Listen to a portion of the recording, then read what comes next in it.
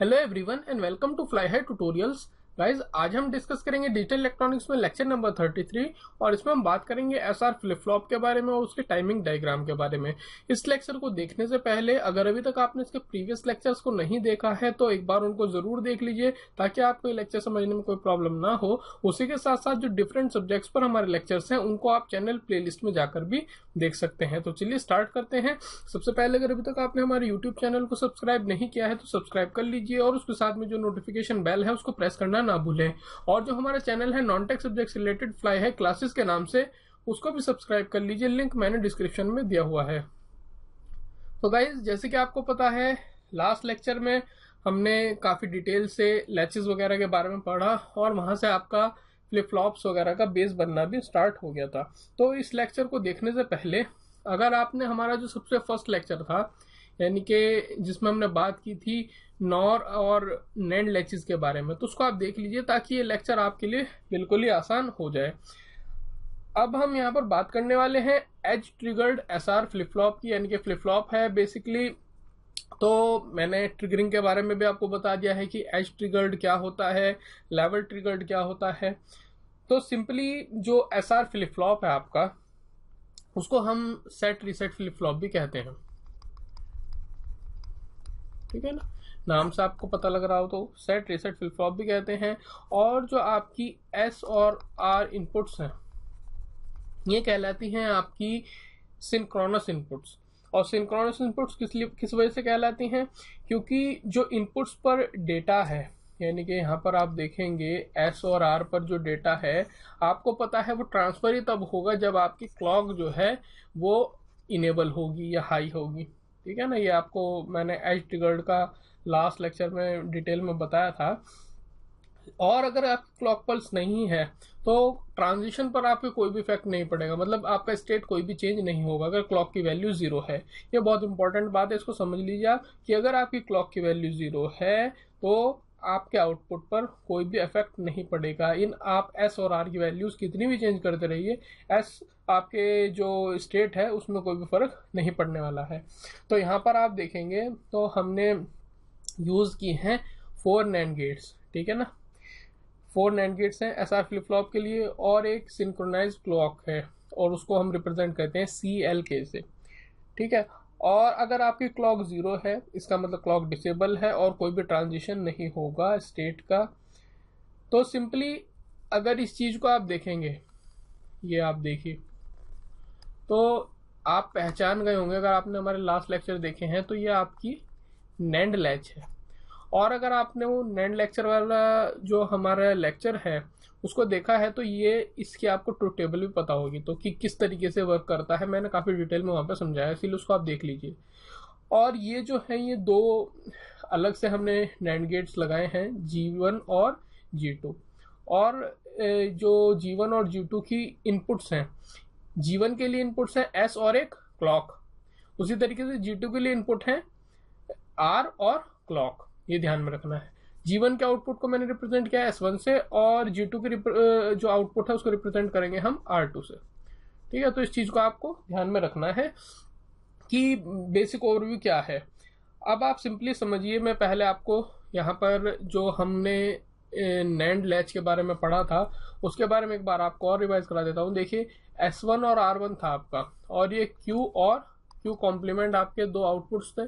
Truth table की बात करें तो नैंड की जो ट्रुथ टेबल थी नैंड लैच की, उसमें आपने देखा था कि अगर हम 0-0 प्रोवाइड कराते थे तो ये इनवैलिड कंडीशन होती थी, या फिर आप कह लीजिए ये कंडीशन हम यूज नहीं करते हैं जब आप S और R की S1 इस केस में कह लीजिए, R1 कह लीजिए, इनकी वैल्यू 0-0 है। लेकिन अगर S 0 था R1 था तो केस इस तरीके से था कि आपकी Q जो है वो 1 होती थी और Q बार कॉम्प्लीमेंट होगा तो 0 होगी। उसी तरीके से अगर S की वैल्यू 1 है, R की वैल्यू 0 है तो ये Q 0 होगा।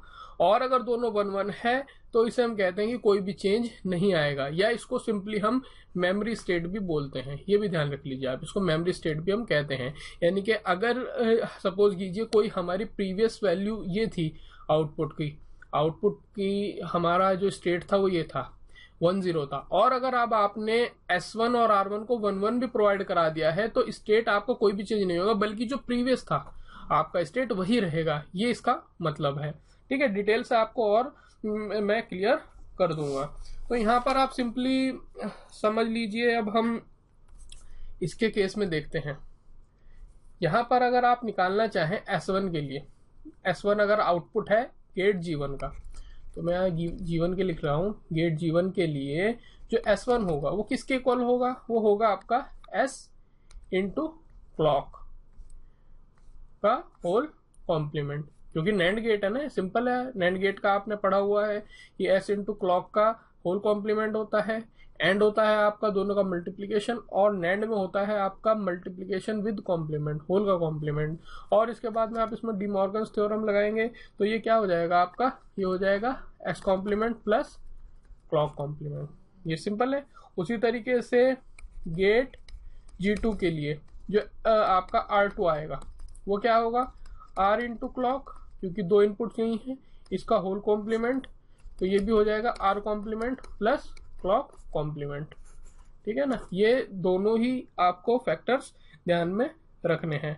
अब हम यहाँ पर ट्रुथ टेबल बनाते हैं अपने SR फ्लिप फ्लॉप के लिए। अब देखिए दो मेथड हैं एक तरीके से, या तो आप इस तरीके से भी कर सकते हैं जैसे हमने नैंड के ये जो नैंड लैचेस के केस में किया था कि हम S की वैल्यू 0 रखेंगे, R की वैल्यू 0 रखेंगे, क्लॉक को हाई करेंगे, उसके अकॉर्डिंग यहाँ पर आउटपुट आएगा। फिर वो आप Q की वैल्यू स्टार्टिंग में 0 एज्यूम करेंगे, इसकी जिस तरीके से हमने किया था इन नैंड लैचेस के केस में, उस तरीके से भी आप कर सकते हैं। लेकिन उसमें क्या है, आपका टाइम भी कंज्यूम हो सकता है। लेकिन इसमें फायदा क्या है आपका, जो मैं मेथड कर रहा हूँ कि यहाँ पर आपको नैंड का जो ये हमने नैंड लैच पढ़ी थी इसकी हमें ट्रुथ टेबल ऑलरेडी पता है। तो अगर हमें ये पता है तो इस पूरे SR फ्लिप फ्लॉप के लिए हम आसानी से इसकी ट्रुथ टेबल ड्रॉ कर सकते हैं। देखिएगा कैसे। तो अब यहाँ पर मैंने आपको दो चीजें बताई हैं। क्या है कि जो S1 है उसके केस में क्या है आपका clock complement plus S complement. उसी तरीके से जो R1 है उसके लिए भी है clock complement plus R complement. ये सिंपल है। अब हम SR फ्लिप फ्लॉप के लिए ट्रुथ टेबल बनाते हैं। तो अब SR फ्लिप फ्लॉप के लिए देखिए आपकी जो इनपुट्स हैं वो कौन कौन सी हैं, एक क्लॉक है, एक S है, एक R है। उसी तरीके से जो आउटपुट्स हैं वो एक Q है और एक Q कॉम्प्लीमेंट है। ये आपको पता है, तीनों हमने इनपुट्स लिख लीजिए। अब सिंपली पहला हम वही केस देखते हैं कि अगर आपकी क्लॉक की वैल्यू 0 है, यानी कि क्लॉक आपकी डिसेबल है, उस केस में आपको क्या बताया था कि कोई भी आपका ट्रांजिशन में चेंज नहीं होता है। अच्छा, अब यहाँ पे आप क्लॉक की अगर वैल्यू 0 रखेंगे तो S1 की वैल्यू आपकी क्या हो जाएगी, यहाँ पर 1 हो जाएगी। मतलब क्लॉक 0 है ना, तो 0 कॉम्प्लीमेंट 1 होगा। उसी तरीके से R की वैल्यू भी क्या हो जाएगी, 1 हो जाएगी। और ये वाला आप केस देखेंगे यहाँ पर इसके ट्रुथ टेबल में, तो 1 1 के लिए क्या है, नो चेंज होगा। तो यहाँ पर आप क्या लिख सकते हैं कि यहाँ पर ये मेमोरी स्टेट हो गया, या फिर आप सिंपली कह लें नो चेंज, कोई भी चेंज नहीं होगा स्टेट्स में। अब S और R की वैल्यू की बात रही, तो S और R की वैल्यू तो मैं आपको ऑलरेडी बता चुका हूं कि उसमें आप कुछ भी रख लीजिए, मतलब वो 0 रखिए या 1 रखिए, कुछ भी फर्क नहीं पड़ेगा स्टेट में। तो अगर कुछ भी फर्क नहीं पड़ेगा तो उसको हम कहते हैं डोंट केयर कंडीशन। हमें परवाह नहीं है इनकी वैल्यू 1 है या 0 है, कुछ भी इनकी वैल्यू हो। अगर क्लॉक 0 है तो आपका जो आउटपुट है या आपका जो मतलब स्टेट्स हैं उनमें कोई भी फर्क पड़ने वाला नहीं है। यही हम सीखा है यहाँ पर। अब हम क्या करेंगे कि क्लॉक को हमने 1 कर दिया। अच्छा, 1 भी कर सकते हैं, कभी कभी आप ट्रुथ टेबल में सिर्फ ये इस तरीके से भी शो कर सकते हैं, हाई का साइन, ठीक है ना, ये एरो हाई अबव जो हो रहा है। अब अगर क्लॉक आपकी हाई है या 1 है तो एक इनपुट तो 1 हो गया। इस बार हम क्या करेंगे, S को भी 0 रखते हैं और R को भी 0 रखते हैं। सिंपल है। तो इस केस में अब देखेंगे आप S1 की वैल्यू आपको क्या मिल जाएगी, यहाँ पर S1 की वैल्यू मिलेगी, क्लॉक अगर 1 है तो ये तो 0 हो जाएगा, और S की वैल्यू अगर आपकी 0 है तो ये 1 हो जाएगा, यानी कि S1 की वैल्यू भी 1 हो जाएगी और R1 की वैल्यू भी सिंपल 1 हो जाएगी। अब फिर से 1 हो गई तो फिर यही केस आ गया आपका इस टेबल में, देखिए 1 1 का, यानी कि S1 की वैल्यू 1, R1 की वैल्यू 1। तो यही सेम कंडीशन है, यानी कि ये भी मेमोरी है या फिर नो चेंज, कोई भी चेंज नहीं होगा। ठीक है। उसी के साथ साथ अब फिर से आपकी क्लॉक 1 है। इस बार आप करेंगे कि S की वैल्यू 0 और R की वैल्यू 1 रखेंगे।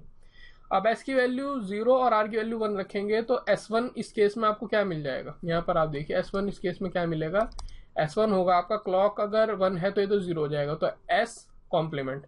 S कॉम्प्लीमेंट का मतलब ये 0 है तो ये 1 हो जाएगा, तो S1 की वैल्यू 1 हो जाएगी और R1 की वैल्यू 0 हो जाएगी, ये है ना।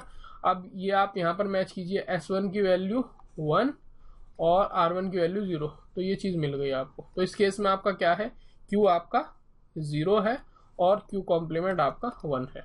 आसान है ना। उसी के साथ साथ आप फिर से क्लॉक अब आपकी हाई ही लेंगे हम, इस बार रिवर्स कर दीजिए कंडीशन, यानी कि S की वैल्यू 1 और R की वैल्यू 0, तो ये भी रिवर्स एक तरीके से हो जाएगा। तो S1 की वैल्यू 0 हो जाएगी, R1 की वैल्यू आपकी 1 हो जाएगी। इससे आप आसानी से निकाल सकते हैं। तो अब केस बन गया हमारा ये वाला, ठीक है ना। उस केस में आप देखेंगे तो Q की वैल्यू 1 है और Q कॉम्प्लीमेंट 0 है, 1 एंड 0। अब फाइनल जो एक कंडीशन है हमारी की, ये भी हाई है और S और R भी हाई हैं दोनों। इस केस में आप देखेंगे तो ये क्या मिल जाएगी आपको, 0-0 कंडीशन मिल जाएगी, ये वाली। किस तरीके से, यहाँ पे आप रख के देखिए इस वाली इक्वेशन में कि S1 is equal to clock complement plus S complement में S1 की वैल्यू 1 है तो ये 0 हो जाएगा, क्लॉक पहले से ही 0 है, R भी इस तरीके से 0-0 हो जाएगा। तो 0-0 इस टेबल में देखिए आप नैंड लैच की, तो ये इनवैलिड कंडीशन है या फिर हम इसको यूज नहीं करते हैं, तो यहाँ पर आ जाएगा आपका नॉट यूज्ड या फिर इनवैलिड कंडीशन, ठीक है। तो आप देखेंगे कि कितनी आसानी से हमने जो आपकी SR फ्लिप फ्लॉप है उसकी ट्रुथ टेबल को हमने डिज़ाइन कर लिया है। इसको आप याद कर लीजिए, बहुत ज़्यादा यूज़ होने वाली है आपके आगे आने वाले लेक्चर्स में। तो इसमें सिंपली कुछ नहीं है, सिंपल आप इसको आप ट्रुथ टेबल को देखेंगे तो वही है कि अगर हाई होगी, SR 0 होंगे तो ये कोई भी चेंज नहीं होगा। S अगर 1 हो गया आपका, यहाँ पर देखिए आप, S अगर 1 हो गया तो Q 1 होगा, R अगर 1 हो गया तो Q 0 होगा, और 1-1 के केस में यूज नहीं होगा। सिंपल है, आप इसको याद भी कर सकते हैं।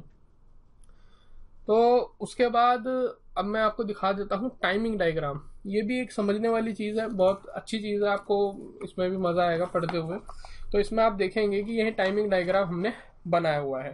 तो यहाँ पर आप देखेंगे जो ये 3 लाइन्स है हमारी, इसमें आप देखिए पहली है आपकी क्लॉक इनपुट, पहला इनपुट हो गया, दूसरा है S इनपुट, तीसरा है R, यानी कि तीनों इनपुट्स हमने यहाँ पर मेंशन कर दिए जो हमने ट्रुथ टेबल में भी लिए थे। और यहाँ पर हम आउटपुट देखेंगे कि इनके अकॉर्डिंग आउटपुट में किस तरीके से चेंज आता है। वो आप इस बार आपने ट्रुथ टेबल से देखा था पिछली बार, यहाँ पर देखेंगे टाइमिंग डायग्राम में क्या फर्क पड़ता है। तो सबसे पहले आप देखिए कि जब पहली क्लॉक पल्स है, ये नंबर्स मैंने लिखे हुए हैं 1 2 3 4 5 6 7, तो ये आपको पता लगता रहेगा कि फर्स्ट पल्स क्लॉक आ रही है, सेकेंड क्लॉक पल्स आ रही है, and so on up to 7 तक मैंने लिया है।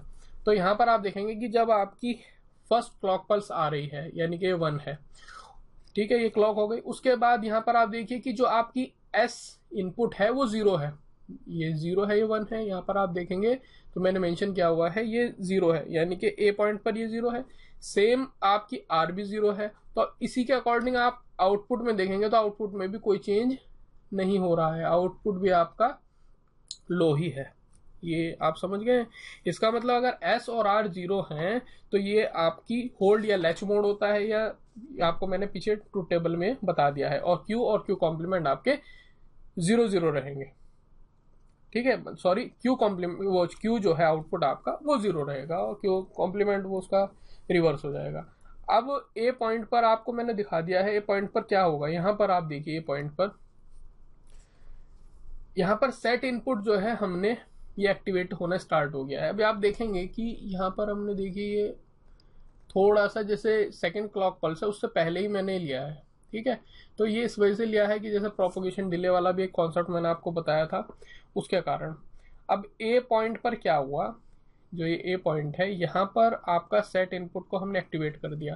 सेट इनपुट एक्टिवेट करने का मतलब क्या है कि S को हमने 1 वैल्यू प्रोवाइड करा दी।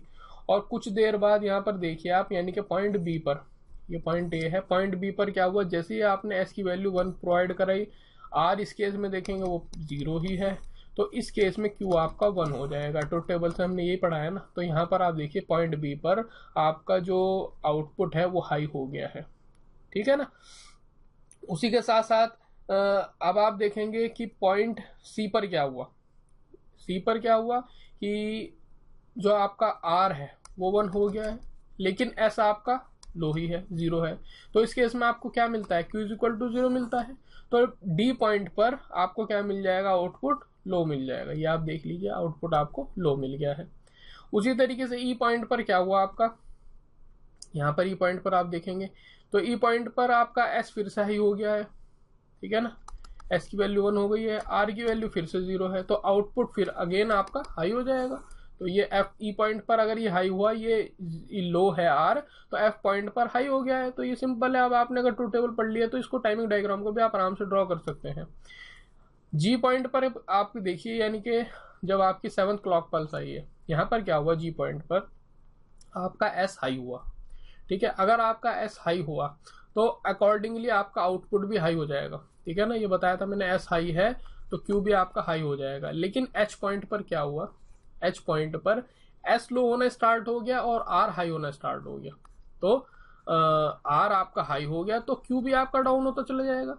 तो जैसे ही आपका एस हाई था, क्यू हाई था, लेकिन एस अगर आपका लो हुआ तो क्यू भी लो हुआ और आर के कारण वो हाई टू लो हो गया है। ठीक है, तो आउटपुट आपका फाइनली जो है वो लो हो गया है, हाई टू लो। तो इस तरीके से आपने देखा है, अगर ट्रूथ टेबल आपने पढ़ी है, कॉन्सेप्ट आपकी क्लियर है, तो कुछ भी इसमें प्रॉब्लम आपको होने वाली नहीं है। ठीक है, तो बहुत आसान है। आप इसको लेक्चर को 1-2 बार देख लीजिए। ये कॉन्सेप्ट अगर आपको क्लियर हो गए तो पूरी डिजिटल इलेक्ट्रॉनिक्स आगे आने वाले जो लेक्चर्स हैं बहुत ही आसान आपके लिए हो जाएंगे।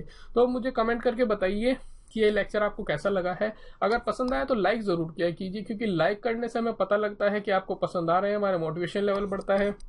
शेयर कीजिए अपने फ्रेंड्स के साथ में, फेसबुक पेज को लाइक कीजिए, ट्विटर पर फॉलो कीजिए। डिस्क्रिप्शन में मैंने लिंक दे दिए हैं सभी के, तो वहां पर आप चेक कर लीजिए और इन वीडियोस को चेकआउट कर लीजिए। और सब्सक्राइब नहीं किया तो सब्सक्राइब कर लीजिए, ताकि आपको टाइमिंग से लेक्चर्स मिलते रहें। देखने के लिए आप सभी का बहुत बहुत धन्यवाद। आप सभी का समय शुभ रहे। Thank you very much.